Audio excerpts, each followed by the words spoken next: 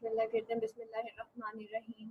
रब्बिश्रह ली सदरी व यस्सिर ली अमरी वहलुल उक़दतम मिन लिसानी यफ़क़हू क़ौली रब्बी यस्सिर व ला तुअस्सिर व तम्मिम बिल खैर।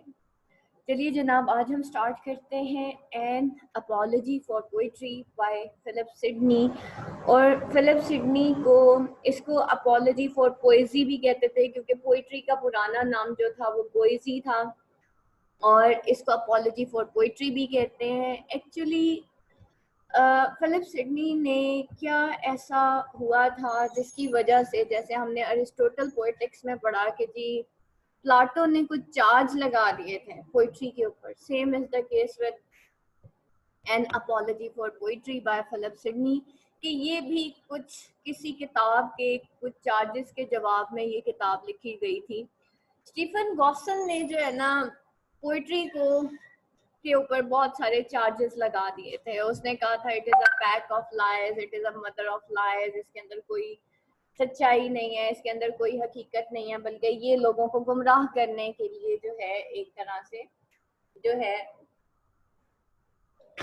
पोइट्री जो है वो लोगों को गुमराह करती है। ठीक है, बट एट द एंड उसी के जवाब में जो काम जो है कभी अरिस्टोटल ने किया था प्लाटो के जवाब में, उसके बाद जो है दो जो राइटर्स हैं, दो क्रिटिक्स, उन्होंने ये काम किया था। एक सिमसिनी ने डिफेंस ऑफ पोइट्री लिखी थी और दूसरा फिलिप सिडनी ने एन अपॉलजी फॉर पोइट्री लिखी थी।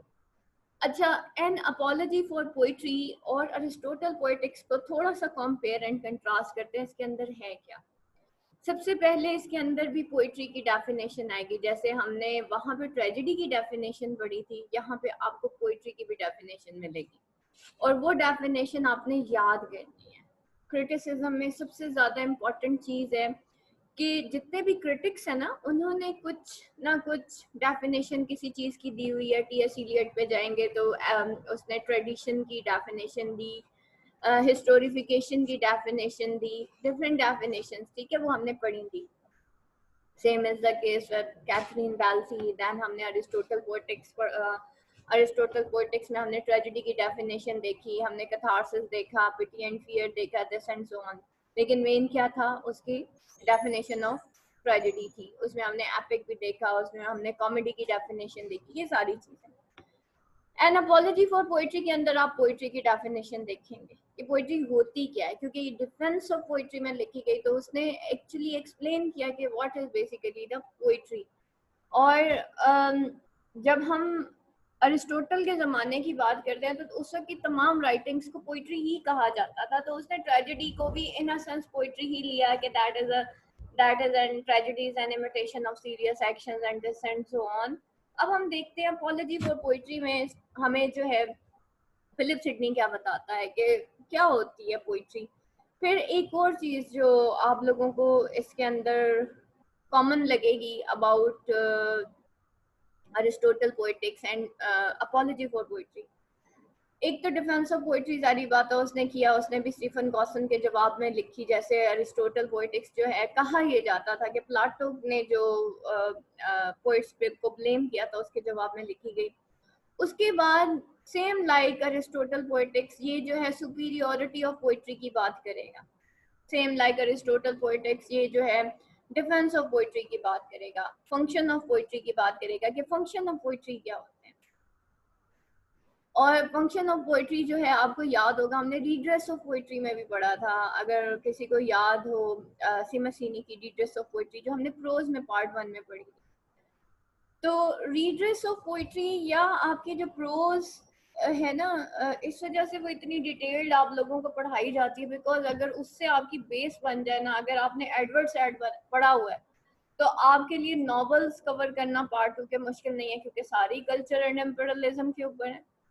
और अगर आपने रीड्रेस ऑफ पोइट्री पढ़ी है, फिर आपके लिए क्रिटिसिज्म कवर करना मुश्किल नहीं है, क्योंकि आप लोगों की एक बेस बन जाती है। स्टेप 1 आपका कंप्लीट हो जाता है, बेस बन जाती है, और ऑटोमेटिकली जब उसके ऊपर जब बिल्डिंग बनेगी तो स्टूडेंट परफॉर्म करता है, उसके लिए ईजी होता है।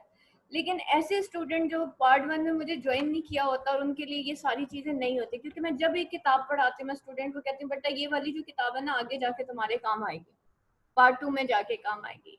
जैसे अरिस्टोटल पॉलिटिक्स पढ़ा रही थी तो मैंने आपको कहा था ये आपको हेल्प करेगी फिलिप सिडनी में।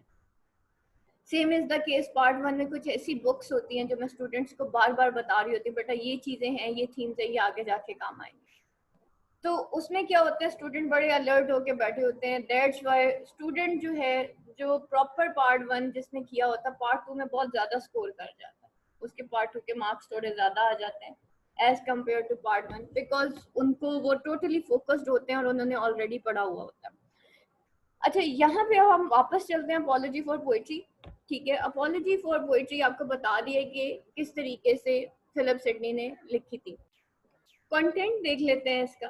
सबसे पहले कंटेंट में हमारे पास इसकी 3 चीजें आ रही हैं यहाँ पे। फिलिप सिडनी है, उसका लाइफ स्केच है। कल आप लोगों को इसकी आई थिंक मैंने बियोग्राफी शायद शेयर कर दी थी। एड योर, अच्छा जी, यहाँ पे नेक्स्ट उस पे चलते हैं, अर्ली लाइफ के बारे में देख लेते हैं इसकी बियोग्राफी। बर्थ डेट है इसकी November 30, 1554। Birth place Penshurst place, Kent. Parents sir Henry Sidney, lady Mary Dudley. Education है Shrewsbury school, secondary Christ Church Oxford and then college. अच्छा जी, he wrote an apology for poetry in response to Stephen Gosson school of abuse which attacked poetry। ठीक है, उसने सबसे पहले apology for poetry क्यों लिखी? in response to Stephen Gosson school of abuse। Stephen Gosson का जो school of abuse था जिसमें पोइट्री के ऊपर अटैक किया गया था, उसने उसके जवाब में लिखी, जो कि नियो क्लासिकल राइटर थे, soldier and courtier to Queen Elizabeth. Literary writings देख लेते हैं। The lady of May, Astrophel and Stella, the countess of Pembroke's, Arcadia, the defence of poetry. Stephen Gosson की एक बहुत मशहूर एक कोट है, thy necessity is yet greater than mine, कि तुम्हारी नेसेसिटी बहुत, पोइट्री को उसने कहा था कि तुम्हारी नेसेसिटी यानी कि तुम्हारे लिए तुम्हारा डिफेंस करना मेरे लिए ज्यादा ग्रेटर है देन माई ऑन। ठीक है, मुझसे ज्यादा। An apology for poetry, a defence of poetry. 4 arguments थे जो कि पोइट्री के अगेंस्ट स्टीफन गॉसन ने जो है चार्ज लगाया था उसने पोइट्री के ऊपर, और कुछ वहाँ के नियो क्लासिक्स थे जिन्होंने ये जो स्कूल ऑफ जो स्टीफन गॉसन ने जो रिव्यू किया था। अच्छा जी, उसमें देखिए, poetry is a waste of time, poetry is the mother of lies, poetry is the nurse of abuse, infecting us with many pestilent desires। उसने कहा था ये poetry that is just a waste of time, मतलब इसमें है ही क्या। ठीक है, अब हम आगे चल के देखेंगे कि पोइट्री किस तरीके से वेस्ट ऑफ टाइम है और किस तरह से नहीं है। फिर उसने कहा था पोइट्री के अंदर झूठ बहुत बोला जाता है, जैसे प्लाटो ने कहा था ना poetry is the pack of liars, तो इसने कहा था poetry is the mother of liars. फिर उसने कहा कि poetry is the nurse of abuse, abuse करता है इंसान के दिमाग को, infecting us with many pestilent desires, बहुत सी डिजायर्स, बहुत सी पेस्टिलेंट डिजायर्स हमारे अंदर पोइट्री पैदा करती है। तो ये मदर नर्स ऑफ अब्यूज है, यानी कि ये हमारे माइंड को करप्ट करती है। Poetry was banished from Plato's imaginary republic, so it must be dangerous. और एंड पे जाके स्टीफन गॉसन ने प्लाटो का भी नाम ले लिया। उसने कहा भाई, जब प्लाटो ने अपनी इमेजिनरी रिपब्लिक में से जो उसने एक यूटोपियन वर्ल्ड बनाई थी द रिपब्लिक में, तो जो उसने एक आइडियल वर्ल्ड बनाई थी, उसने पोएट्स को बैनिश कर दिया था। Then how it could be useful for humankind, तो ये कोई अच्छी चीज नहीं होती। तो उसके जवाब में जो 4 रेस्पॉन्सेस दिए थे फिलिप सिडनी ने, वो कुछ यूं थे। How can poetry be waste of time if learning leads to virtue and poetry is the best way on to learning. वो कहते हैं कि किस तरीके से वेस्ट ऑफ टाइम है भाई, अगर लर्निंग जो है वो वर्च्यू की तरफ जाती है, अगर हमें learning that leads to wisdom और learning that leads to virtue, virtue क्या होती है, इंसान नेक हो जाता है लर्निंग के साथ साथ, तो उस लिहाज से देखा जाए तो पोइट्री तो कभी भी जो है बुरी नहीं होती, और ये तो बेस्ट वे है लर्निंग का। Poetry is outside of realm of truth, poetry जो है वो outside of realm of truth है एंड फॉल्सहुड। ठीक है, जो सेकंड वो कहा गया है कि ये तो जब इसके ऊपर कहा गया कि ये तो रियलम ऑफ ट्रूथ से बहुत दूर है और ये एक फॉल्सहुड है, तो इस रिस्पॉन्स में फिलिप सिडनी ने कहा कि for the poet he nothing affirms, ठीक है, अगर पोइट्स के बारे में कहा जाए तो वो कुछ भी अफर्म नहीं करते, एंड दे वर नेवर लाई। उन्होंने कोई कहा नहीं है कि हम जो बोल रहे हैं वो सच ही बोल रहे हैं, हम इमेजिनरी वर्ल्ड में जाके बिल्कुल सच क्लेम कर रहे हैं। उन्होंने तो क्लेम किया ही नहीं, तो उन्होंने कभी अफर्म किया ही नहीं, तो इस वजह से फिर उन्होंने कौन सा झूठ बोल दिया। उन्होंने तो नहीं कहा कि हम जो लिख रहे हैं वो सच है कि झूठ है। Since the poet never claims that he is presenting absolute truth in the first place, वो उसने कभी क्लेम नहीं किया पोइट ने कि भाई मैं आपको ट्रुथ, अगर वो फिक्शनल स्टोरी लिखता है तो वो क्लेम नहीं करता कि ये सच्ची कहानी है। The accusation of falsehood level at poetry is merely irrelevant। वो कहते हैं ये जो accusation है, ये जो blame है, ये जो charge है falsehood का, झूठ का, जो कि पोइट्री पे लगा दिया गया, ये तो बिल्कुल ही इररेलेवेंट है। जब पोइट ये क्लेम ही नहीं करता कि मैं सच बोल रहा हूँ कि झूठ बोल रहा हूँ, मेरी स्टोरी फिक्शनल है या रियल है, तो फिर how can it be a lie और ट्रूथ और एनीथिंग। ठीक है, the abuse of any art और thing should not condemn that art. और ये जो अब्यूज है किसी भी आर्ट का या थिंग का, वो जो है उसको कंडेम नहीं करना चाहिए एनी आर्ट को। Poetry is not to blame for the abuses committed against it by bad poet. और पोइट्री जो है वो is not to blame for the abuses. ठीक है, उसको नहीं ये ब्लेम करना चाहिए for the abuses commit against it by bad poets. ये जो बैड पोइट्स हैं वो ही बैड पोइट्री क्रिएट करते हैं, जिसके माइंड्स के ऊपर बैड इफेक्ट्स होते हैं। इसके बारे में मैं आपको एक छोटी सी हदीस बताती हूँ। नबी पाक सल्लल्लाहु अलैहि वसल्लम ने फरमाया कि शायरी का अच्छा होना अच्छा है और शायरी का बुरा होना बहुत बुरा है। यानी कि पोइट्री अल्फाज का एक रद्दो बदल है। जैसे हम कहते हैं ना जादू होता है, जादू क्या है, what is the black magic? Black magic is basically अल्फाज के बेटा असरात होते हैं। ठीक है, मैं बोलूंगी, मैं क्या बोल रही हूँ, फॉर एग्जाम्पल मैं गाली दूंगी तो अगले बंदे के दिल पे कैसे लगेगा। और अगर मैं, और इसी तरीके से हमारे रवैये, हमारा एटीट्यूड, हमारे अल्फाज, इसी तरह से मैं किसी की तारीफ करती हूँ, वो भी तो अल्फाज है ना। तो कैसा कैसा इंप्रेशन होगा, उस बंदे का दिल खिल उठेगा, उसके चेहरे पे एक ताजगी आ जाएगी। और अगर मैं किसी को गाली देती हूँ, मैं किसी को डांटती हूँ, तो वो एकदम से डिप्रेस हो जाएगा। इसी तरीके से बेटा पोइट्री का अच्छा होना अच्छा है। नबी पाक सल्लल्लाहु अलैहि वसल्लम ने यही फरमाया था कि ये जो शायरी है ना, इसका अच्छा होना अच्छा और इसका बुरा होना बहुत बुरा है। उसकी बेसिक रीजन ये देखें, आजकल जो सॉन्ग्स आ रहे हैं उसमें वल्गैरिटी बहुत ज्यादा है। तो जो वल्गर सॉन्ग्स होते हैं वो क्या करते हैं, वो इंसान की सेक्सुअल डिजायर्स जो है उनको बहुत ज्यादा हाईलाइट करते हैं, और जिसकी वजह से माशरे के अंदर बेहयाई पैदा होती है। राइट, उसकी वजह से वो वाकई ऐसी शायरी जो है वो वेस्टेज ऑफ टाइम है, जिसमें आप हर वक्त एक आशिक और माशूक और लवर और बिलव्ड की बातें ही सुनते रहते हैं, हालांकि that is an imaginary world. और दूसरी तरफ देखा जाए वही शायरी जो अल्लाह ताला के लिए हम करते हैं, जो हम जो है खुलफाए राशिदीन के लिए करते हैं। अल्लामा इकबाल की शायरी को देख लें, वो क्या, अल्लामा इकबाल एक कुरान की वर्ड्स पढ़ा करते थे, उस पर एक शेर लिख दिया करते थे। इसी तरीके से और बहुत से ऐसे शेर हैं, बहुत सी ऐसी पोइट्री है जो कि रिलीजियस होती है, सूफियाना होती है, कुछ ऐसी पोइट्री होती है जो मोटिवेशनल होती है, जस्ट लाइक सीमसीनी। तो that is a good thing. तो actually poetry itself is not the good or bad, actually it's used as good or bad. वही वही सॉन्ग है, वो एक मोटिवेशनल सॉन्ग है, वही एक मिली तराना है। ये अगर हम बात करें ये क्या नाम था उनका, जिन्होंने जो एम आलम है, वो क्या कह रहे थे, कहते मैं नूरजहां के गाने सुन रहा था, मिली नगमे सुन रहा था, और उन्होंने एक ही बार में चार जहाज गिरा दिए थे। ठीक है, इट मीन्स कि पोइट्री मोटिवेशन देती है। और नबी पाक सल्लल्लाहु अलैहि वसल्लम ने कहा कि जब आपका, वैसे तो आपको पता है म्यूजिक हराम है इस्लाम में, लेकिन जब जंग का दौर आता है, जंग में आपको नबी पाक सल्लल्लाहु अलैहि वसल्लम ने कहा कि उस वक्त आप जो है ये बजाएं। क्यों? ताकि लोगों के अंदर वलवला पैदा हो कि हमने अपना डिफेंस करना। तो वो जो बीट्स थी, वो जो पोइट्री थी, तो उसकी वजह से क्या होता है, इंसान के अंदर एक वलवला जाता है। इस वजह से वो जो कौमी नगमे होते हैं, मिली नगमे होते हैं, उसके अंदर म्यूजिक ऐड किया जाता है ताकि कौम को बेदार किया जाए। ठीक है, लेकिन ओवरऑल वैसे देखा जाए तो म्यूजिक हराम।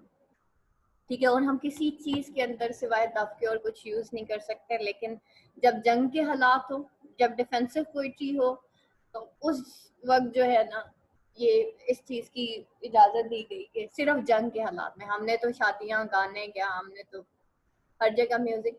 तो दैट्स वाई उससे क्या होता है कि अगर तो पोइट्री अच्छी है, देन हमारी लाइफ जो है वो क्या होगी, वो रिफॉर्म होगी। और अगर पोइट्री बुरी है तो हम बेहया हो जाएंगे। जैसे फॉर एग्जाम्पल, मैं आपको अच्छी पोइट्री और बुरी पोइट्री में थोड़ा सा आपको मैं अक्सर कहती हूँ, वे गुजरा वे एक पंजाबी का गाना है, ठीक है, मुंडे और वही वे गुजरा वे, और इसी तरह के और भी बहुत सारे गाने हैं जो पंजाबी की जिसने टांग तोड़ दी। हालांकि पंजाबी एक सूफियाना शायरी के तौर पे हमारे सामने आई थी, और पंजाबी में जो पोइट्स थे उन्होंने बड़ा काम किया था, जिसकी वजह से पोइट्री को अरूज पहुंचा था पंजाबी को। लेकिन with the passage of time, जब वो एक वल्गैरिटी आ गई, तो पोइट्री ने, पंजाबी पोइट्री ने अपनी वो जो साख थी वो उसकी सारी खत्म हो गई। तो actually poetry is basically not good or bad, ठीक है, लेकिन उसका यूज जो पोइट्स बाद में आते हैं वो किस तरह के अल्फाज इस्तेमाल करते हैं, एक्चुअली वो गुड और बैड होता है। That is not basically the poet, और that is the poetry that leads to wisdom, and that is the poetry that leads to the vulgarity. इस वजह से नबी पाक सल्लल्लाहु अलैहि वसल्लम ने फरमाया था कि शायरी का अच्छा होना अच्छा और शायरी का बुरा होना बहुत बुरा है। तो बेटा अल्फाज और किताबें, पोइट्री ज़रूर पढ़ें, लेकिन ये देख के पढ़ें कि मैं क्या सुन रही हूँ, मैं क्या देख रही हूँ, मैं क्या महसूस कर रही हूँ। क्योंकि मैंने आपको बताया अल्फाज के रद्दो बदल जो है हमारे मिजाज पे भी असरअंदाज होते हैं। तो अगर हम बुरा शेर पढ़ेंगे, और इसी तरीके से जैसे मैंने आपको कहा कि आजकल ज़्यादा जो है वो इसी तरह की शायरी आ रही है जिसमें एक बच्चे और बच्चियां बहुत छोटे होते हैं, उनके अंदर ये सेंस डेवलप कर दी जाती है थ्रू पोइट्री के there should be some person in my life and this and so on, and that is totally wrong, that is totally wrong. बेटा ये जो है ना अल्लाह ताला ने इंसान बनाया ना, इसके अंदर चाहने और चाहे जाने की हिस्स रखी है। इससे पहले कि बच्चा जो है आपका 11-12 साल के बाद, 12 साल का या 13 साल का, या जब वो जवान होता है, उसके अंदर चाहने और चाहे जाने की हिस्स जब पैदा हो, उससे कहीं पहले उसके अंदर एक मोहब्बत पैदा करते हैं, और वो अल्लाह की कहते हैं कि बेटा तुम्हें एक ज़ात है जो बहुत प्यार करती है और वो अल्लाह की है। और उसके दिल में मोहब्बत पैदा कर दे कि तुमने अगर मोहब्बत करनी है तो तुमने अल्लाह से करनी, अदरवाइज अगर नफ्स के पीछे वो पड़ गया ना बच्चा, बेटा आपका नहीं रहेगा। इसीलिए तो माएँ रोती हैं शादी के बाद कि पता नहीं मेरे बेटे को क्या हो गया, ठीक है। और भी कई प्रॉब्लम्स हम सोसाइटी में इस तरह के देखते हैं, सुसाइड्स हैं, घर से भाग जाना और इस तरह एंड सो ऑन। तो that is the thing, what is this is basically at the bad. मुझे याद है एक दौर आया था जिसमें हम लोग जब छोटे थे, I think I was in 6th class at that time, एक मूवी आई थी, दिल मूवी आई थी, और क़यामत से क़यामत तक। और जब क़यामत से क़यामत तक आई थी एट दैट टाइम मैं बहुत ज़्यादा छोटी थी, आई थिंक 1 and 2 में थी। लेकिन आफ्टर दैट हम आए दिन सुना करते थे कि फलाना लड़का और फलानी लड़की उन्होंने भाग के शादी कर ली, ठीक है। और नॉर्मली अभी भी आप ये इस तरह की किस्से कहानियां सुनते रहते होंगे। ये क्या है, that is promoted through these movies, through the songs, through the videos and so on. और उसके चक्कर में बच्चे जो है जो साथ बैठे अपने माँ बाप के इस तरह की मूवीज देख रहे थे। एक्चुअली वो मैंने अभी तक क़यामत से क़यामत तक नहीं देखी, लेकिन बाद में मैंने किसी से पूछा इसकी स्टोरी क्या थी, तो जो इतनी हिट हो गई थी, तो पता चला जी उसका बेसिक थीम ये था। Actually we were not allowed to watch the movies, but I have asked someone कि अच्छा क्या हुआ था इस मूवी के अंदर, then I was just shocked कि अच्छा इस तरह की मूवीज उनको ऑस्कर अवार्ड्स भी मिलते हैं, उनको सारा कुछ मिलता है, because we are promoting actually vulgarity in the name of modernism and this and so on, and that is totally wrong, जिसकी वजह से लर्निंग तो पोइट्री से नहीं हो रही, हाँ वल्गैरिटी ज़रूर पैदा हो रही है, दूसरा एक फ्रीडम ऑफ एक्सप्रेशन के नाम पे भी वल्गैरिटी हो रही है, and that is also through poetry आजकल हो रही है। तो फिलिप सिडनी का ये कहना था कि poetry itself is not the bad thing, ठीक है, और बल्कि इसका यूज बैड है। कभी इसका यूज अच्छा होता है। अल्लामा इकबाल की पोइट्री को देख लें, सिमसिनी की पोइट्री को देख लें, फिलिप लार्किन की पोइट्री को देख लें, टेड ह्यूज की पोइट्री को देख लें। दीज आर वेरी मतलब साफ सुथरी पोइट्री है, अच्छी पोइट्री है, हमें अच्छी तरफ लेके जाती है। जॉन कीट्स की पोइट्री देख लें, that is also a good one. तो क्या होता है कि पोइट्री पोइट्स का काम होता है कि वो पोइट्री को उसके लेवल, और अगर हम वे गुजरा वे की बात करें, मुंडिया दुपट्टा छड़ मेरा की बात करें, और आजकल के जो गाने आ रहे हैं जिसके अंदर गालियां यूज की जा रही हैं उसकी बात करें, तो फिर हम कहेंगे नहीं, पोइट्स जो है वो इसका यूज गुड एंड बैड करते हैं। Actually poetry itself is not good and bad. Plato banishes the abuse not the things.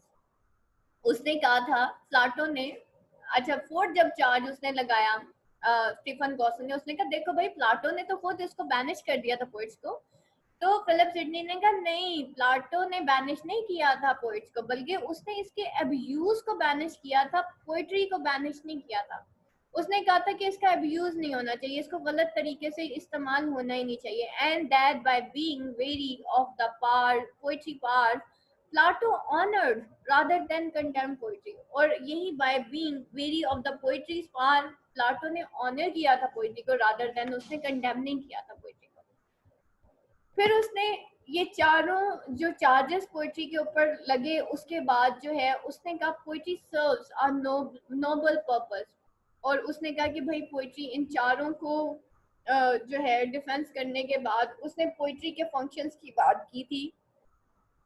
और पोइट्री के फंक्शंस में उसने ये कहा था कि पोइट्री जो है सर्व करती है एक नोबल पर्पस को। Poetry is better equipped to teach right behaviour than either philosophy or history.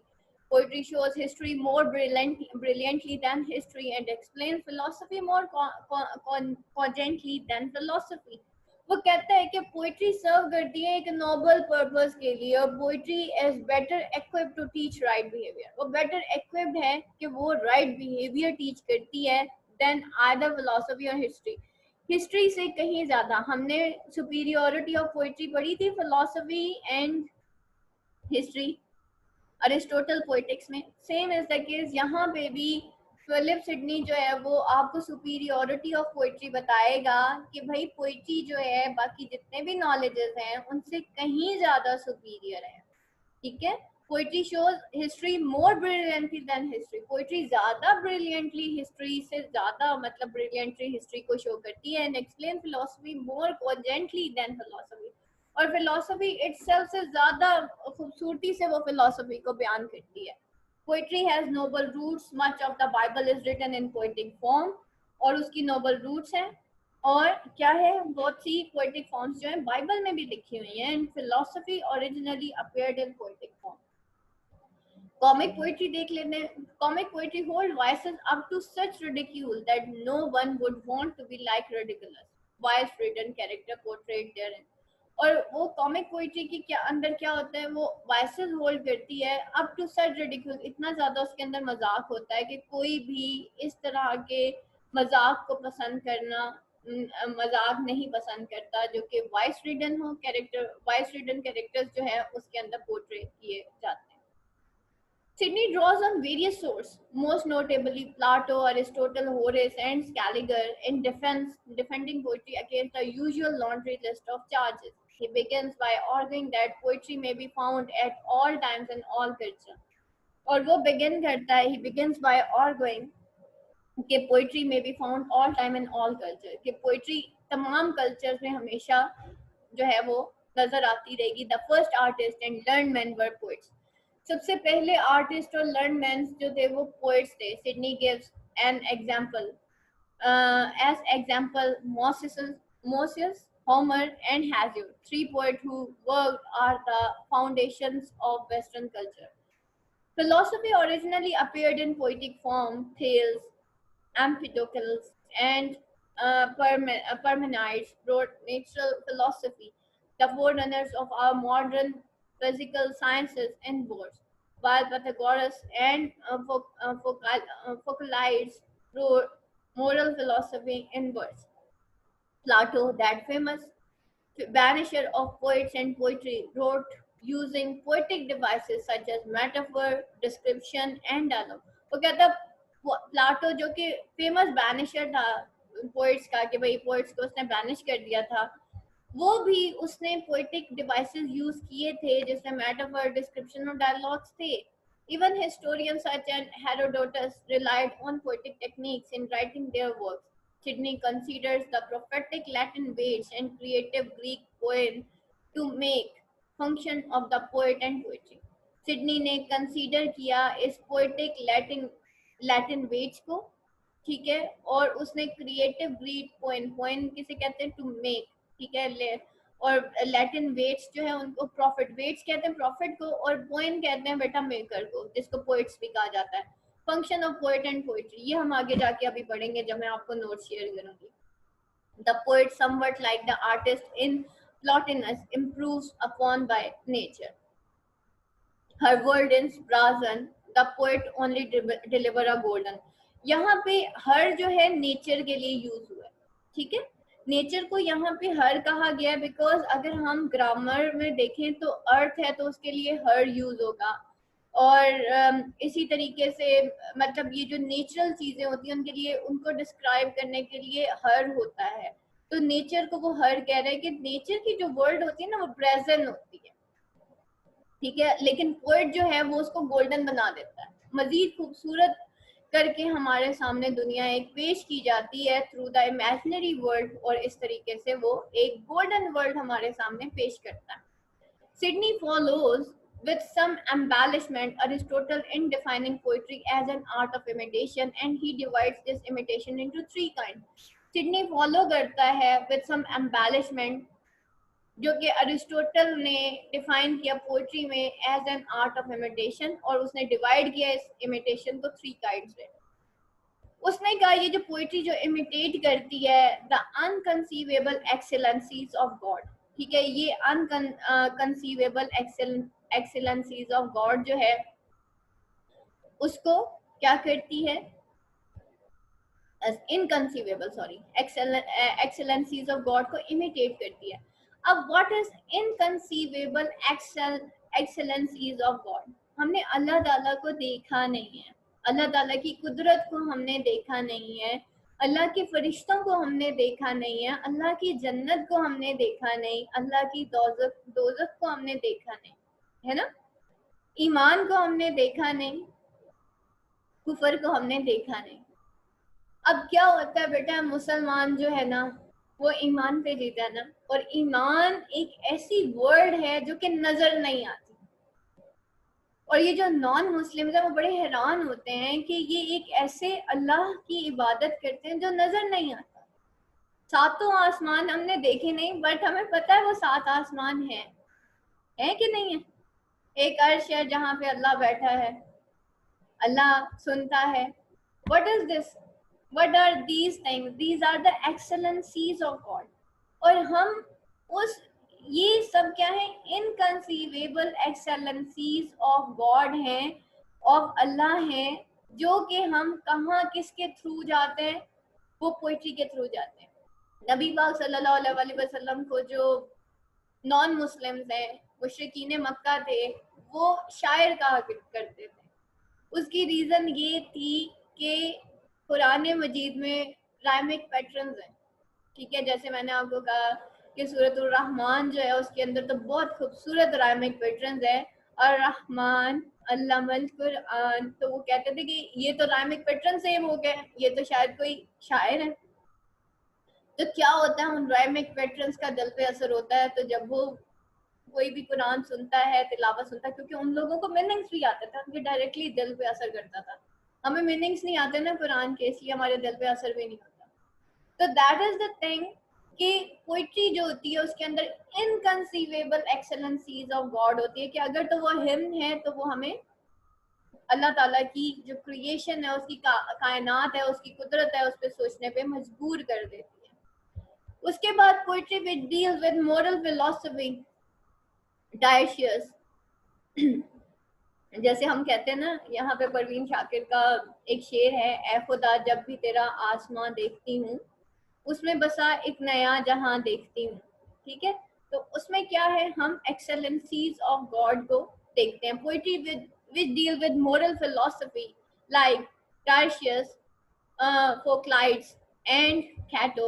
Natural philosophy, Lucretius, as astronomical philosophy, Manilius, and Fontanus, or historical philosophy, Lucan, and number 3, write poets whose work most properly do imitate to teach and learn.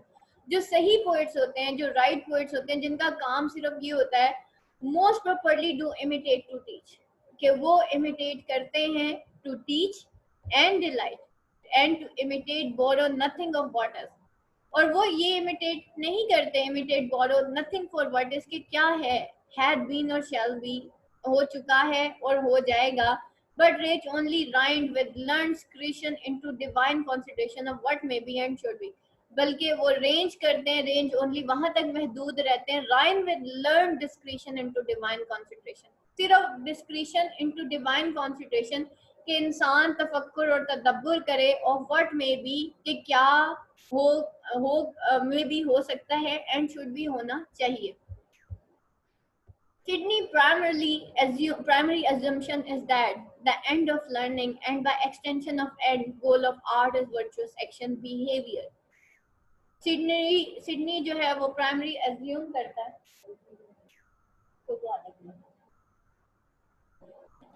Sydney जो है वो primary assume करता है कि जो end of learning है, end by extension end goal of art, ठीक है, अगर हम गोल ऑफ आर्ट देखें, जैसे मैं आप लोगों को हमेशा यही कहती हूँ, बेटा लर्न करें but not for the sake of degree, but for the sake of virtuous and, just to groom yourself for the sake of wisdom, for the sake of learning, it will change yourself. सोच बदलेगी तो जिंदगी बदलेगी, degree आने से जिंदगी नहीं बदलती भाई, सोच बदलने से जिंदगी बदलती है। ठीक है, तो सोच बदलेगी तो जिंदगी बदलेगी, नहीं तो नहीं बदलेगी। डिग्री का बेटा जिंदगी की खुशी से गमी से कोई ताल्लुक नहीं। तो ये है, तो सिडनी प्राइमरी अज्यूम क्या करता है, वो कहता है एंड ऑफ लर्निंग क्या होना चाहिए, कि आपका virtuous and action or behaviour होना चाहिए। हम यहाँ तक कि हम कुरान भी लर्न करते हैं, लेकिन क्या वो learning virtuous action or behaviour तक लीड करती है? सबको पता है ना 5 वक्त की नमाज फर्ज है, लर्न तो हमने कर लिया, but is that end of learning as virtuous action or behaviour or not? या कभी पढ़ ली और कभी नहीं पढ़ी, सुबह जी आंख नहीं खुलती, अल्लाह बड़ा बख्शने वाला है, तो that is not the end of learning. हमारा एंड ऑफ लर्निंग तो फिर अच्छा नहीं हुआ अगर वो हमारे एक्शंस को चेंज नहीं कर सका। Poetry is better equipped to teach right behaviour than either philosophy or history. Poetry जो है वो बेटर इक्विप्ड है कि वो राइट बिहेवियर सिखाती है इंसान को, देन आइदर फिलोसफी, हिस्ट्री और फिलोसफी से कहीं ज्यादा पोइट्री हमें अच्छे बिहेवियर्स भी सिखाती है। Philosophy deals in abstract and the universal, but not in particular. History deals only in particular, not with general principle. Philosophy सिर्फ ऐसी चीजों से डील करती है जो एब्स्ट्रैक्ट होती है, कंफ्यूजिंग होती है, एंड यूनिवर्सल, लेकिन वो पर्टिकुलर चीजों के साथ नहीं। और हिस्ट्री जो है वो सिर्फ पर्टिकुलर के साथ डील करती है, नॉट विद जनरल प्रिंसिपल। और फिलोसफी दोनों के साथ करती है, पोइट्री दोनों के साथ करती है। Poetry deals with both illustrating universal principle with particular example और embodiments of those principles. Now doth the peerless poet perform both? अब क्या, अब ये जो peerless poets हैं उन्होंने दोनों चीजें परफॉर्म की है। For whatsoever the philosopher saith should be done. saith यहाँ पे say को कहा जा रहा है, doth do को कहा जा रहा है, ओल्ड इंग्लिश आ गई है, तो वो कहता है कि words for words of philosopher जो say should be done होना चाहिए, he giveth, वो गिव करता है एक perfect picture of it, and some by whom he presupposed it was done, so as he complete the general notion with the particular example. complex यहाँ पे complete, ठीक है, वो कंप्लीट करता है जनरल नोशन को विद पर्टिकुलर एग्जांपल। प्रीसपोज्ड, ठीक है, टीएच लिखा हुआ है, प्रीसपोज्ड है बेसिकली यहाँ पे। तो यहाँ पे वो कहता है नाउ वो जो पीयरलेस पोइट्स हैं परफॉर्म बहुत, दोनों चीजें परफॉर्म करते हैं, जो यूनिवर्सल भी होती है फॉर व्हाटसोएवर द फिलोसोफर से, कि जो भी फिलोसोफर्स ने कहा कि हो सकता है, शुड बी डन होना चाहिए, and give it a perfect picture, और वो एक perfect picture देते हैं of someone of it in someone by whom he presumed it was done. एक ऐसी किसी भी कोई कैरेक्टर बना लेते हैं, उसके थ्रू एक पिक्चर देते हैं जो कि हो चुका होता है. So as he complete the general notion, तो जैसे ही पोइट जो है वो एक जनरल नोशन कंप्लीट करता है विद पर्टिकुलर एग्जांपल, तो हमें एक प्रॉपर जो है पिक्चर जो है परफेक्ट पिक्चर वो नजर आती है. And other advantage of poetry has over philosophy is greater clarity, और एक और एडवांटेज पोइट्री का ये है कि ओवर फिलोसफी से ग्रेट क्लैरिटी होती है. The philosopher teacheth but he teacheth obscurity. Philosopher भी टीच करता है, लेकिन वो सिर्फ क्या टीच करता है? obscurity, obscurely confused state of mind के साथ टीच करता है. So as the learned only can understand him, कि सिर्फ लर्नड लोग जो है वो फिलोसफी पढ़ सकते हैं. एक लेमैन, आपको पता है दुनिया में आम इंसान ज्यादा है, एक लेमैन ज्यादा है. अगर मैं आपको एमए इंग्लिश लिटरेचर फिलोसफिकल वे में पढ़ाना शुरू कर दूं, आपको किसी को भी समझ नहीं आनी, या टोटली इंग्लिश में पढ़ाना शुरू कर दूं तो कभी भी समझ नहीं आनी. लिंग्विस्टिक्स में आप जाके पढ़ेंगे, ये जो लोगों ने एक रट लगा दिया ना कि लेक्चर डिलीवर इंग्लिश में होना चाहिए ताकि इंग्लिश इंप्रूव हो, उससे कंफ्यूजन ज्यादा हो रही है. और जब मैं आपको लिंग्विस्टिक्स पढ़ाऊंगी उसमें एक थियरी है, उसको कहते हैं कोड स्विचिंग. और ये कोड स्विचिंग आप लोगों को बीएड, एमएड और जब आप लोग कभी टैफल, अगर आपने अल्लामा इकबाल ओपन यूनिवर्सिटी से किया, वहां पे आपको पढ़ाया जाएगा कि कोड स्विचिंग होती क्या. एक आम इंसान जो है उसकी बहुत ताकत ज्यादा है बेटा दुनिया में, और फिलोसफिकल और एक जीनियस माइंड जो है वो हार्डली 1% है, 2% एंड 3% है. तो जब आपने टीच करना है तो आपको लेमैन के लेवल पे आना पड़ेगा. जब तक मेरा और स्टूडेंट का लेवल बराबर नहीं होगा, आप लोग मुझसे कुछ भी नहीं पढ़ सकते. जब तक मैं अपने बच्चे के लेवल पे नहीं आऊंगी, मैं अपने बच्चे को कुछ भी नहीं सिखा सकती. तो दैट इज द थिंग, जब तक लेवल सेम नहीं होता. तो इस वजह से फिलोसफिकल जो चीजें होती हैं वो सिर्फ फिलोसफर ही समझ सकते हैं, एक आम इंसान नहीं समझ सकता. That is to say, he teaches them that are already told, but the poet is the food for the tender stomachs, and the poet is indeed the right philosopher, popular philosopher. Poet जो है वो food है tender stomachs की, और poet जो है Indeed वो right philosopher है, popular philosopher. Essentially, poetry shows history more brilliantly than history and explain philosophy more cogently than philosophy. Sidney defends comic poetry by arguing that it holds vices up to such ridicule that no one would want to be like the ridiculous, vice-ridden character portrayed therein.